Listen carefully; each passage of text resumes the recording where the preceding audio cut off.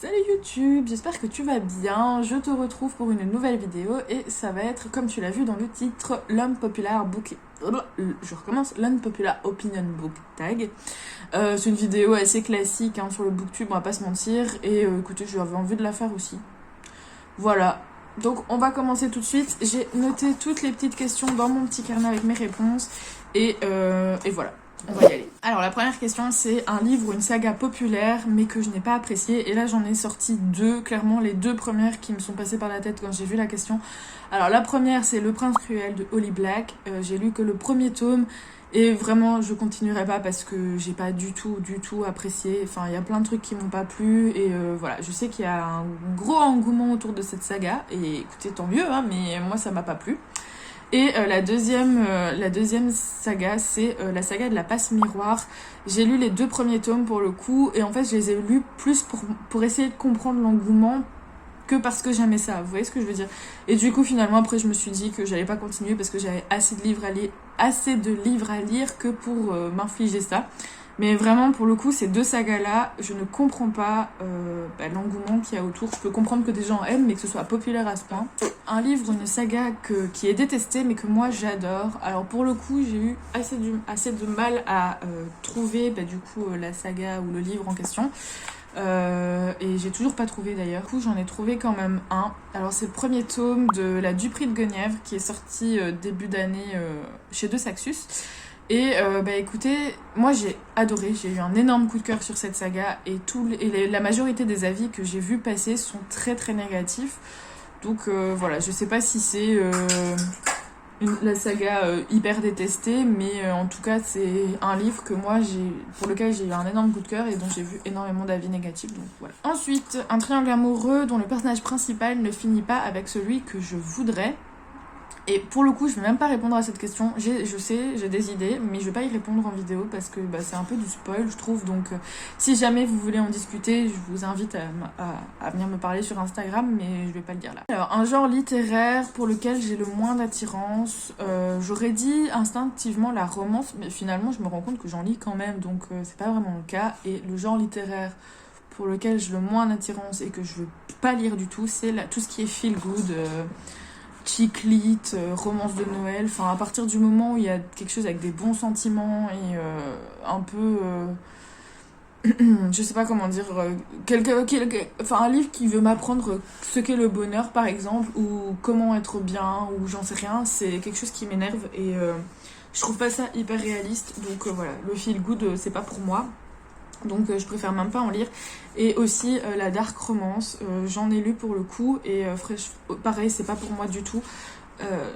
Je suis pas attirée par tout ce qui est relations toxiques etc. Quand c'est bien fait pourquoi pas, mais même la dark romance c'est pas pour moi et donc je préfère pas en lire parce que je sais que mon avis sera pas objectif comme il devrait l'être.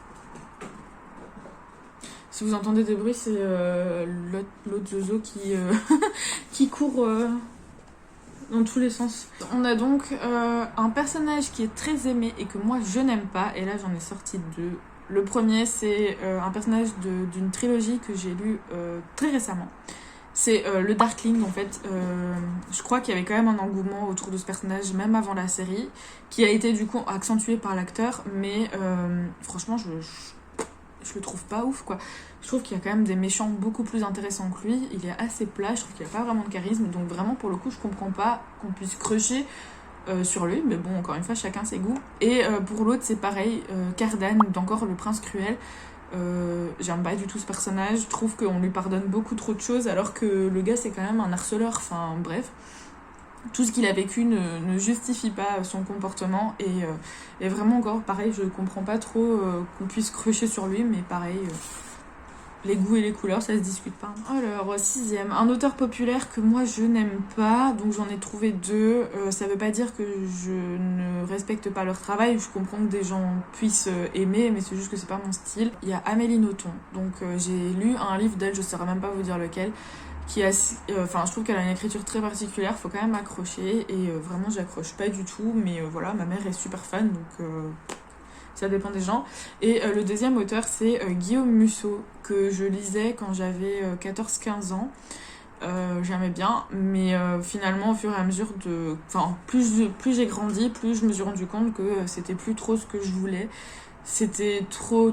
En fait, c'était tout le temps le même schéma, et l'écriture, je la trouve pas si exceptionnelle que ça, donc voilà. C'est pas que j'aime pas, mais c'est que c'est plus mon style, et je le lirai plus. Un schéma dont je me suis lassée, alors il y en a deux.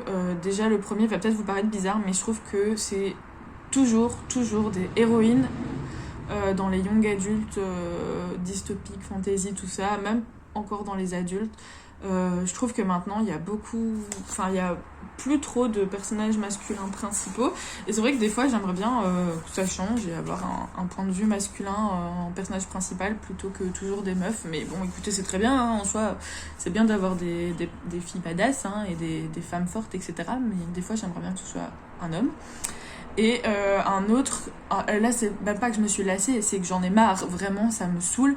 C'est comment expliquer ça? C'est un mensonge c'est le mensonge découvert. Vous voyez, quand un des personnages a un secret, que ce soit sur sa famille ou autre, et que il le cache à tout le monde pour X ou X raison, et que pendant le livre, à un moment donné, son crush au personnage principal va découvrir ce secret et va lui dire mais tu m'as menti, tu m'as caché, et il ne va plus lui parler, et après, quelques pages après, il va se passer quelque chose, et du coup ils vont se retrouver et se sauver la vie, enfin bref.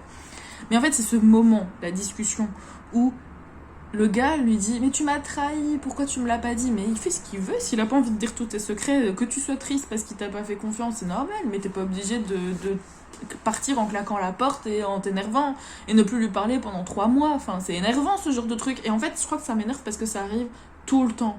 Et souvent, c'est genre des conversations, ils veulent plus discuter après. Ils sont là, non, mais c'est bon, j'ai compris, tu m'as trahi, et ils se cassent. Alors que la personne, elle essaye de lui expliquer pourquoi est-ce qu'elle lui a pas avoué ce secret, et non.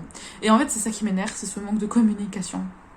Vraiment. Et c'est comme c'est un truc qui revient très très régulièrement, surtout dans les young adultes. J'en ai marre, quoi. Et récemment, il y a un livre, je vais pas vous dire lequel pour pas spoiler, mais il y a un livre où justement il y a eu ça, un secret découvert, mais que le personnage qui l'a découvert a tellement bien réagi. Il lui a dit bah ok, je suis triste que tu me l'aies pas dit, mais je comprends pourquoi et je t'en veux pas, et c'est bon, passons à autre chose. Et j'étais là, mais c'est trop bien, c'est ça qu'il faut. Après, je comprends le principe de faire ce petit plot twist parce que ça rajoute un peu de drame et un peu d'action dans l'histoire, mais c'est vrai que tout le temps c'est saoulant, c'est un schéma qui revient systématiquement, et c'est bon, quoi, passons à autre chose. Ça sent que j'ai un peu la haine avec ce schéma. Alors, 8ème question, une saga populaire mais que je n'ai pas envie de lire. Là aussi j'ai eu un peu de mal à trouver parce que même si souvent j'aime bien quand même tester les sagas populaires, parce que déjà j'ai envie de comprendre l'engouement qu'il y a autour de ces sagas, et puis parce que je suis influencée, donc voilà. Mais je crois que je vais dire Lux. Alors pour le coup j'ai quand même lu le tome 1 justement pour voir ce que c'était, mais je la continuerai pas parce que voilà, même si elle est, je pense, assez populaire, c'est pas du tout une saga qui me fait plus envie que ça, surtout après avoir lu le tome 1. Et je suis sûre qu'il y en a d'autres, hein, mais là comme ça franchement je vois pas, et surtout que s'il y en a d'autres je les ai pas dans ma bibliothèque, donc je peux là ça me vient pas en tête. Et enfin la dernière question, un livre qui est moins bien que son film ou sa série. Alors là pour le coup c'est assez rare quand même quand ça arrive, mais j'en ai 3 quand même. Je vais dire Le Cercle des Poètes Disparus, mais c'est un peu de la triche parce que le film est sorti avant le livre, donc voilà. Et les deux autres, donc on a À la croisée des mondes, j'ai pas du tout aimé. J'ai aimé le premier tome, mais pas du tout la suite. Et je trouve que le film, parce que j'ai pas vu la série, mais je trouve que le film est vraiment vraiment bien par rapport au livre. Et Narnia, j'ai adoré tous les livres de Narnia, mais c'est vrai que je trouve que les films sont vraiment mieux. Mais je pense que c'est normal étant donné que Narnia c'est quand même un vieux livre qui est sorti, je sais plus en quelle année, mais assez vieux. Et l'écriture est assez vieillotte aussi, c'est des petits livres, donc c'est pas hyper bien décrit, etc. Et puis dans le film, il y a tous les effets spéciaux, il y a les musiques, il y a les paysages, etc. Donc voilà, c'est pour ça. Donc je dirais ces 3-là. Et voilà, j'en ai terminé avec ce tag assez particulier. J'espère qu'il vous a plu. Je vais vous mettre les questions en description. Si jamais ça vous intéresse d'y répondre en commentaire ou autre, n'hésitez pas quand même à discuter et à me dire ce que vous en avez pensé, si vous êtes d'accord avec moi sur certaines choses. Si vous êtes d'accord avec moi sur certaines choses ou pas. Et venez discuter en commentaire, ça me fait toujours plaisir. Sur ce, un petit pouce si jamais vous avez aimé la vidéo. N'oubliez pas de vous abonner si c'est pas le cas et si vous avez envie de continuer à me suivre. Et moi, je vous retrouve la semaine prochaine. Bisous!